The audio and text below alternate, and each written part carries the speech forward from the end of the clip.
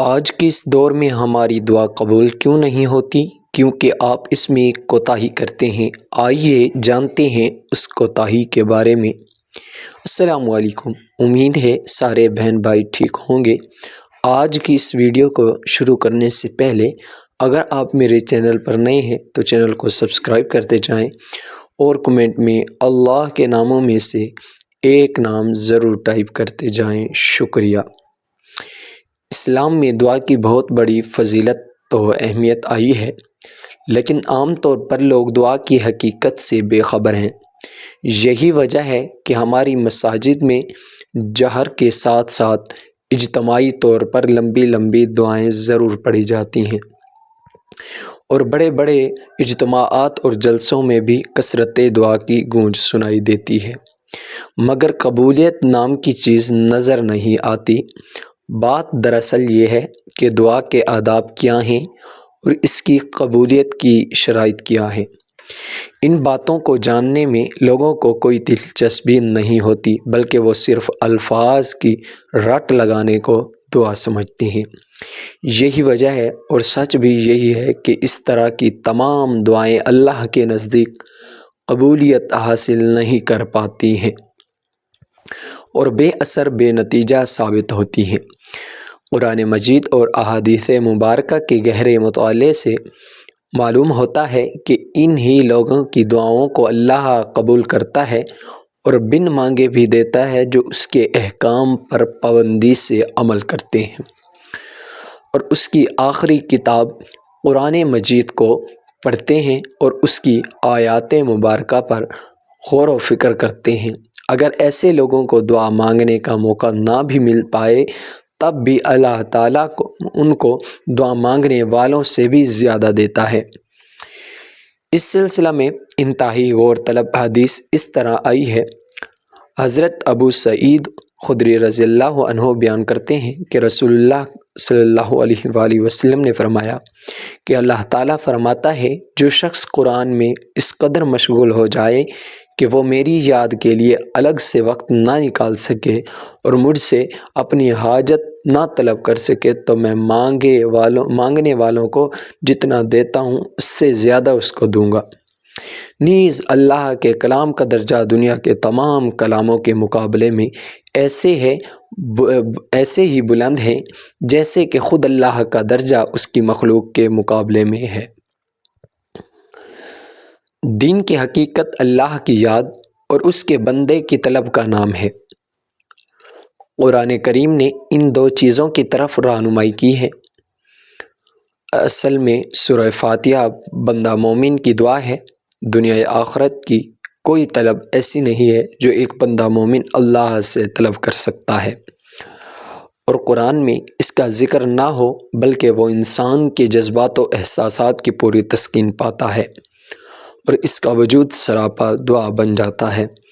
ایسا آدمی خواہ اپنی کوئی ضرورت الگ سے طلب کرے یا نہ کرے۔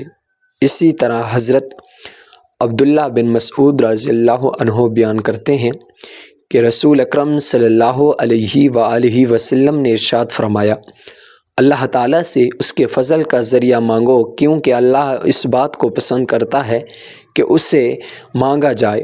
ہمیں تو تاریخ سے سبق ملتا ہے کہ دشمن کی للکار کا جواب للکار سے تو توپ کا جواب توپ سے دیا جائے۔ تیر کا مقابلہ تیر ہی سے ہوگا، نہ کہ جہادی نظم پڑھ کر۔ کیا کوئی طالب علم کبھی محض دعا سے ڈاکٹر یا انجینئر بن سکتا ہے؟ کیا بغیر اینٹوں اور سریے کے صرف دعا سے گھر تعمیر ہو جاتے ہیں؟ یہی بات مجھے کمنٹ میں ضرور ٹائپ کر کے بتائیں۔ اگر دعاؤں سے تقدیر بدلتی تو سیرت مطہرہ سے اسی کا سبق ملتا ہے کہ دعا و وظائف کرتے رہیں یا چیلا کاٹتے رہیں۔ تاریخ یہ بھی بتاتی ہے کہ جنگ کا فیصلہ سپاہیوں کی تعداد اور سامان و رسد دیکھ کر نہیں کیا جاتا، بلکہ جنگ کا فیصلہ دشمن کے ناپاک ارادے کو دیکھ کر کیا جاتا ہے۔ تاریخ میں جنگیں ہتھیاروں سے کم ہی جیتی گئی ہیں۔ جنگ کے لیے تو جذبہ جہاد سے سرشار سپاہی کی ضرورت ہے۔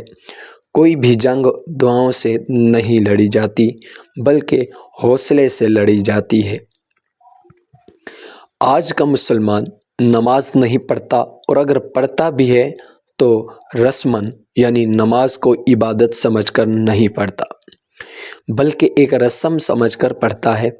چاہے وہ منبر پر کھڑے ہو کر قرآن کی تلاوت کرنے والا مولوی ہو یا مصلی پر کھڑے ہو کر نماز پڑھنے والے مقتدی ہوں۔ یہ لوگ جتنی بھی دعائیں کر لے، ان کی دعا آج کا مسلمان نماز نہیں پڑھتا، اور اگر پڑھتا بھی ہے تو رسماً یعنی نماز کو عبادت سمجھ کر نہیں پڑھتا، بلکہ ایک رسم سمجھ کر پڑھتا ہے۔ چاہے وہ منبر پر کھڑے ہو کر قرآن کی تلاوت کرنے والا مولوی ہو یا مصلی پر کھڑے ہو کر نماز پڑھنے والے مقتدی ہوں۔ یہ لوگ جتنی بھی دعائیں کر لیں، ان کی دعا قبولیت کے مقام تک پہنچ ہی نہیں سکتی، کیونکہ قبولیت دعا کے لیے ضروری ہے آدمی کا کھانا پینا اور اس کا لباس حلال کمائی کا ہو، ورنہ اللہ تعالیٰ کے یہاں ایسی دعا کی قبولیت کا کوئی سوال ہی پیدا نہیں ہوتا۔ اس سلسلہ میں اصل یہ ہے کہ دعائیں کیسے قبول ہوں اور مشکلیں کیسے دور ہوں، جبکہ لوگ جو کھا پی رہے ہیں وہ سب حرام کی کمائی کا ہے، وہ نہ خود حرام کاموں سے باز آتے ہیں اور نہ دوسروں کو ان سے بچانے کی کوشش کرتے ہیں، اور اسی طرح اللہ کی نافرمانی اور گناہوں کی کثرت سے جب مصیبتیں آتی ہیں اور جب مشکلیں دامن گھیر لیتی ہیں تو اس وقت اللہ کے نیک بندوں کی بھی دعائیں قبول نہیں ہوتی۔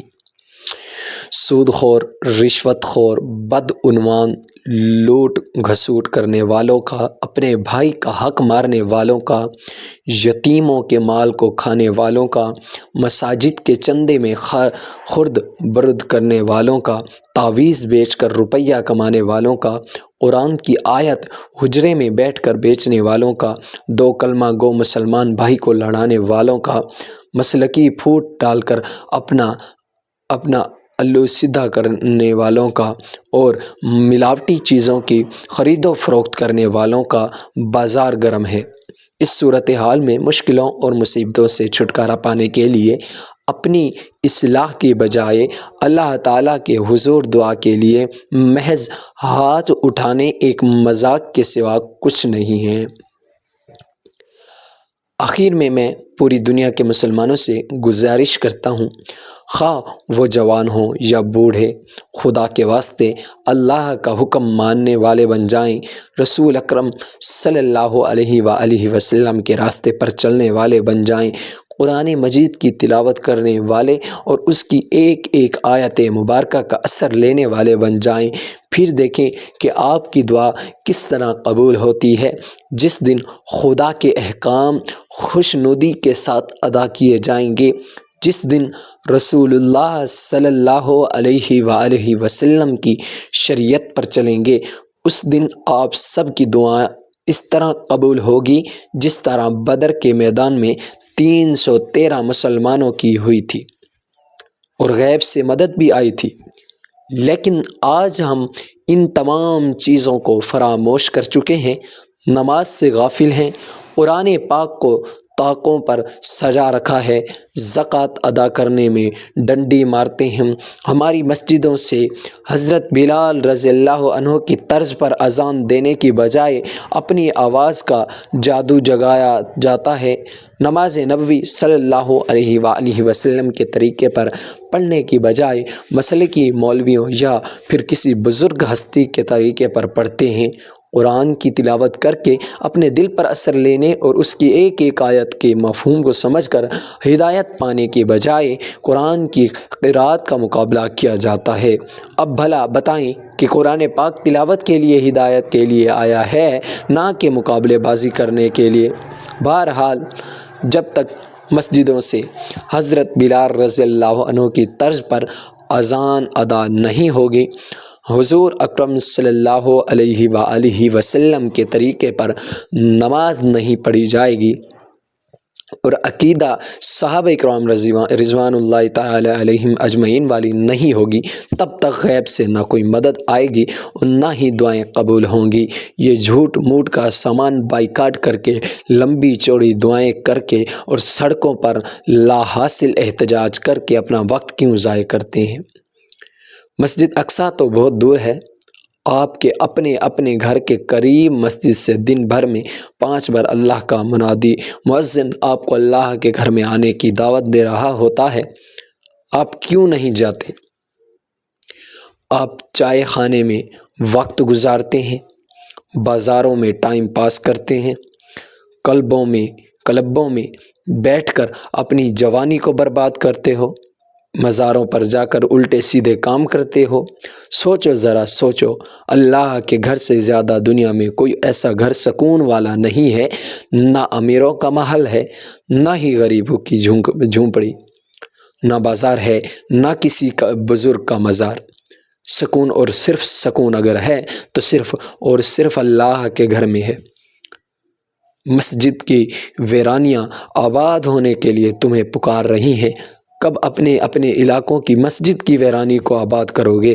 کب خدا کی بارگاہ میں سر جھکانے والے بنو گے؟ یہی وقت ہے، دنیا سے رشتہ توڑ کر اللہ تعالیٰ کے دین کو مضبوطی سے تھام لو اور سجا دو اپنی مسجدوں کو، اپنے جبینوں سے جھک جاؤ اس رب کائنات کے آگے جس نے ساری دنیا کو بنایا، تھام لو اس کی ڈور کو مضبوطی سے۔ خدا کی قسم، پھر تمہیں دنیا کی طاقت ہرا نہیں سکتی اور نہ ہی تم پر حاوی ہو سکتی ہے۔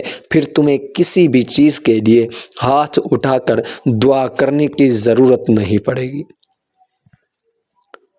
بلکہ بن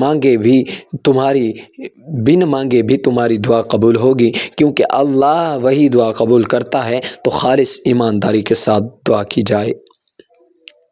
شکریہ۔